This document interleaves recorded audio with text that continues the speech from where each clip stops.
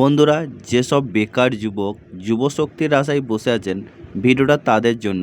তাই আপনারা চিন্তা করবেন না, আমাদের পশ্চিমবঙ্গ সরকার যুবশক্তির ফর্ম ফিল আপের জন্য পোর্টাল ওপেন করেছে। তো চলুন দেখে নিই কীভাবে সেই পোর্টালে আমরা যাব।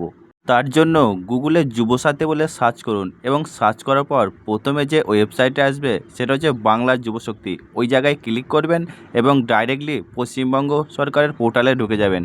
দেখতে পাচ্ছেন আমাদের মুখ্যমন্ত্রীর ছবি সহ বাংলা যুবশক্তি বলে একটা লেখা এসেছে। এইটাই হচ্ছে বাংলা যুবশক্তির ফর্ম ফিল আপের পোর্টাল। তো চলুন আমরা এই পোর্টালে অ্যাপ্লিকেশন সাবমিশন অপশানটা ক্লিক করে দেখি কি হয়। তো চলুন ক্লিক করি।